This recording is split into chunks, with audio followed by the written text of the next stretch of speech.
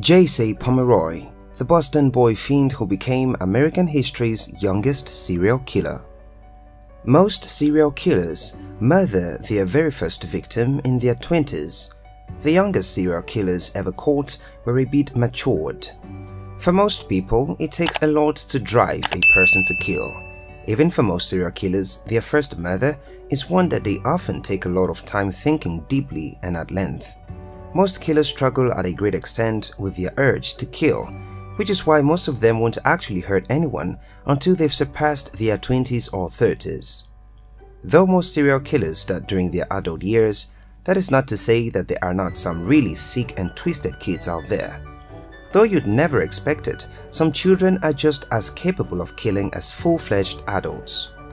It is precisely the way that we never really think of kids as killers that make the stories of the youngest serial killers so terrifying. One can only imagine what happened to these kids, leading them to becoming so incredibly violent.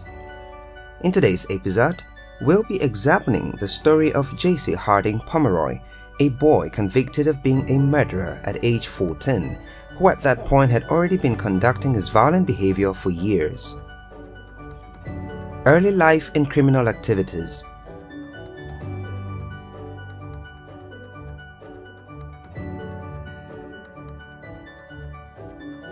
Jesse Harding Pomeroy was born in 1859 in Charlestown, a neighborhood of Boston, Massachusetts, United States, to Thomas J. Pomeroy and Ruth Ann Snowman. He was the second of two children. His brother Charles Jefferson Pomeroy was just 2 years older. It is claimed that Jesse's father, Thomas, was a veteran of the U.S. Civil War. He worked in the naval yard and likely beat his two children.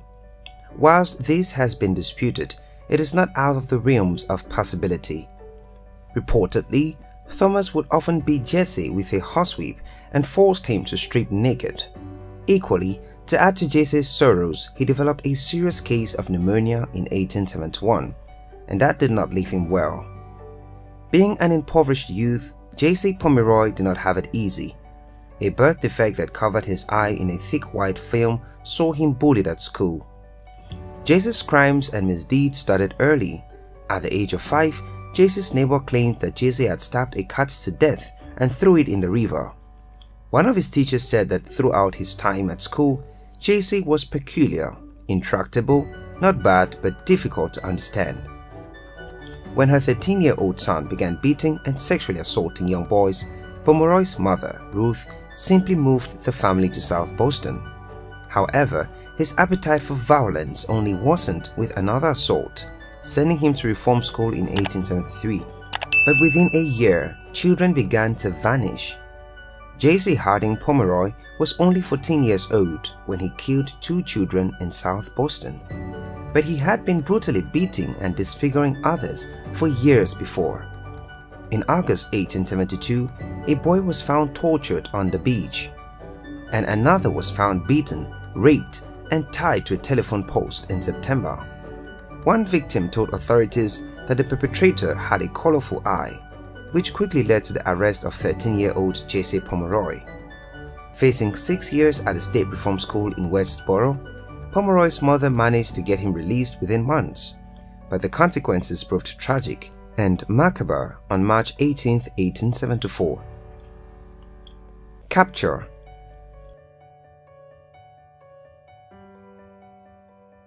Jesse Pomeroy had been out on bail for barely a month when 10-year-old Kathy Curran disappeared from her home.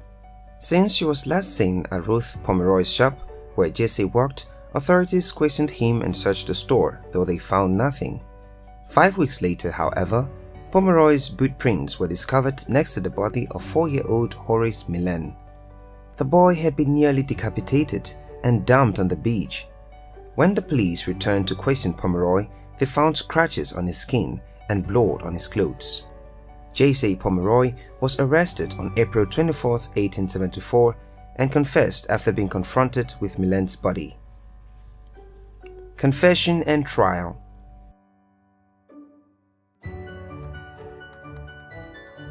Jesse not only admitted to the murder of Horace, claiming, "I suppose I did," but also to the murder of 27 others. This figure was never confirmed, although the confession did help the police to find the remains of Katukuran buried close to his mother's shop. Unfortunately for Jesse Pomeroy's family, things only got worse after Ruth, his mother, sold her store for much-needed cash after the arrest. His trial began on December 9, 1874, shortly after Pomeroy's 15th birthday. It ended the next day, and although the jury rejected the defense's insanity plea, it offered Pomeroy leniency because of his age. The judge fiercely disagreed, however, and sentenced him to death. Deeming him too young for such a fate, the governor's office refused to sign the judge's order of execution. After 2 years and 3 separate votes, Pomeroy's sentence was commuted to life in solitary confinement. The 16-year-old was incarcerated in Massachusetts State Prison on September 7, 1876. Death. Over the next 50 years, Jesse's stint in prison was a long and solitary one, only permitted to eat and exercise on his own. He was allowed reading materials, but with little else to occupy him, his mind eventually turned to escape. Jesse Pomeroy would try to escape at least a dozen times. He nearly succeeded after rerouting the gas pipes of his cell to trigger an explosion, but the blast saw him incapacitated. In the end, he spent his time learning several languages, writing poetry, and allegedly investing in the stock market. In 1929, he was transferred to the state prison farm in Bridgewater, Massachusetts, to live out the rest of his days. 3 years later, he died of a heart attack just close to his 73rd birthday on September 29, 1932. By the time Jesse Pomeroy died, America had finally invented a term for his crimes: serial killings. Although Pomeroy killed only 2 people, too few for a number of definitions of a serial killer, his crimes shared a pathology that the American Psychological Association considers the hallmark of serial killers, a distinct pattern in the selection of victims, location, and method.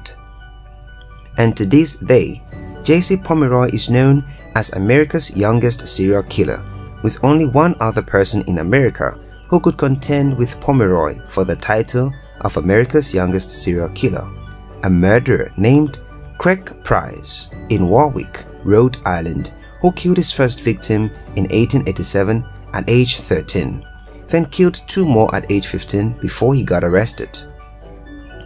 Over his life, Jesse Pomeroy had spent 59 years in prison and reformatories, confined as a ward of the state. It was the longest America had ever held someone behind bars. Headlines still called him the Boy Slayer. In a separate video, we narrate the life and criminal exploits of Craig Price, the American serial killer who committed his crimes in Warwick, Rhode Island, between the ages of 13 and 15. He was arrested in 1989 for 4 murders committed in his neighborhood, a woman and her 2 daughters that year, and the murder of another woman 2 years earlier. Please check out the video using the end screen that would appear towards the end of this video. Thank you for watching, and please do not forget to subscribe to our channel and hit the notification bell for more videos on crime stories, notorious outlaws, and historical scandals.